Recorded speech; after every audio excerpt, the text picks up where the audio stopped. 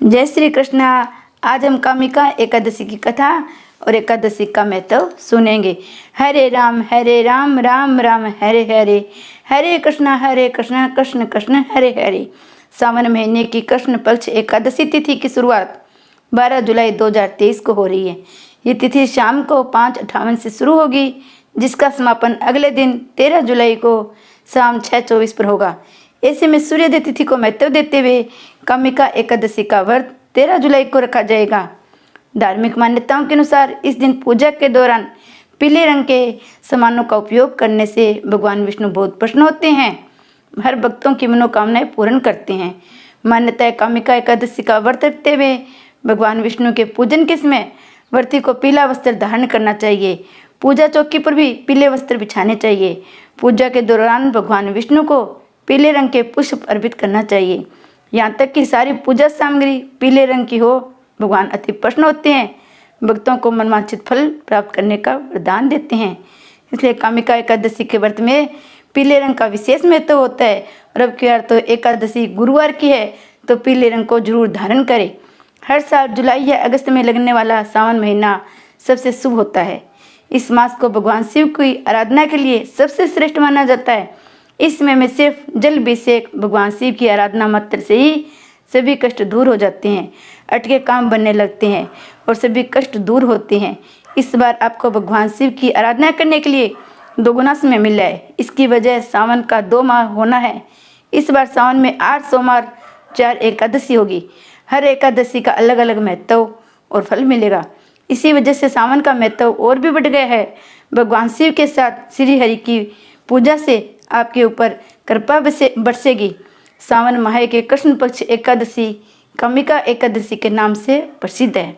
कामिका एकादशी के व्रत से मनुष्य के पापों का नाश तो होता ही है, साथ ही उसके मन से नकारात्मक के भाव के अंधकार को भी नष्ट कर देता है और मनुष्य के मन को सकारात्मक के भाव के प्रकाश से प्रकाशित करता है।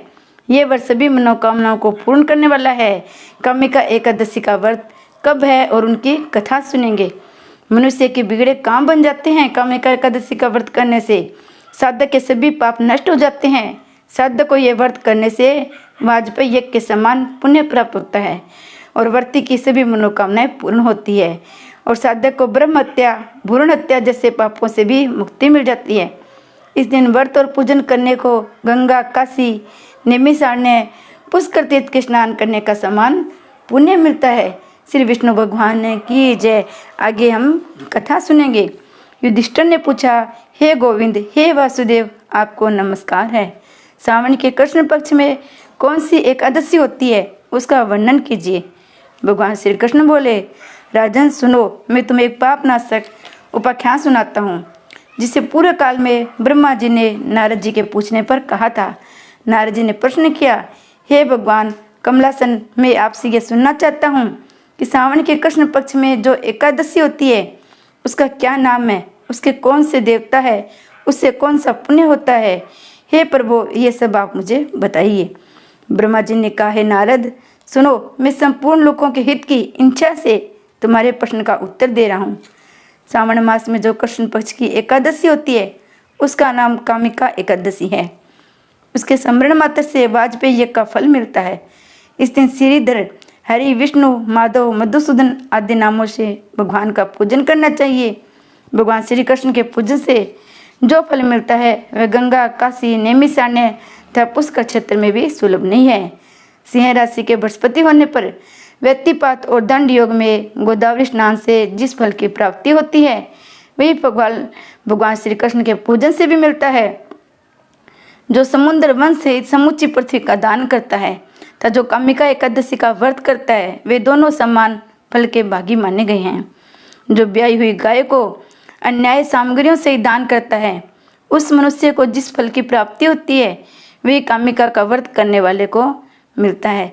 जो नरश्रेष्ठ सावन मास में भगवान श्रीधर का पूजन करता है उसके द्वारा गंधर्वों, नाग सहित संपूर्ण देवताओं की पूजा की जाती है। अतः पापी भीरु मनुष्य को यथाशक्ति पूरा प्रयत्न करके कामिका के दिन श्री हरि का पूजन करना चाहिए। जो पाप रूपी पंख से भरे हुए संसार समुद्र में डूब रहे हैं उनका उद्धार करने के लिए कामिका का व्रत सबसे उत्तम है। अध्यात्म विद्यापरायण पुरुषों को जिस फल की प्राप्ति होती है उससे बहुत अधिक फल कामिका एकादशी के व्रत का सेवन करने वाले को मिलता है। कामिका का व्रत करने वाला मनुष्य रात्रि में जागरण करके न तो कभी भयंकर यमराज का दर्शन करता है न कभी दुर्गति में पड़ता है। लाल मणि, मोती, वैंदुर्य और मूंगे आदि से पूजित होकर भी भगवान विष्णु जैसे संतुष्ट नहीं होते जैसे तुलसी दल से पूजित होने पर होते हैं। जिससे तुलसी की मंजरी से श्री केशव का पूजन कर लिया उसके जन्म भर का पाप निश्चय ही नष्ट हो जाता है। जो दर्शन करने पर सारे पाप समुदाय का नाश कर देती हैं, स्पर्श करने पर शरीर को पवित्र बनाती है, प्रणाम करने पर रोगों का निवारण करती है, जल से सिंचने पर यमराज को भी भय पहुंचाती है, आरोपित करने पर भगवान श्री कृष्ण के समीप ले जाती है, भगवान के चरणों में चढ़ाने पर मोक्ष रूपी फल प्रदान करती है। उस तुलसी देवी को नमस्कार है। जो मनुष्य एकादशी के दिन रात दीपदान करता है उसके पुण्य की संख्या चित्रगुप्त भी नहीं जानते। एकादशी के दिन भगवान श्री कृष्ण के सम्मुख जिसका दीपक जलता है उसके पितर स्वर्गलोक में स्थित होकर अमृतपान से तृप्त होते हैं। घी अथवा तिल के तेल से भगवान के सामने दीपक जलाकर मनुष्य देह त्याग के पश्चात करोड़ों दीपकों से पूजित हो स्वर्गलोक को जाता है। हे भगवान श्री कृष्ण कहते हैं, युधिष्ठिर, ये तुम्हारे सामने मैंने कामिका एकादशी की महिमा का वर्णन किया है। कामिका सब पातकों को हरने वाली है, अतः मानव को इसका व्रत अवश्य करना चाहिए। यह स्वर्गलोक तथा महान पुण्य फल प्रदान करने वाली है। जो मनुष्य श्रद्धा के साथ इसका महात्म्य श्रवण करता है वह सब पापों से मुक्त हो श्री विष्णु लोक को जाता है। जय एकादशी माता की जय। जय विष्णु भगवान की जय।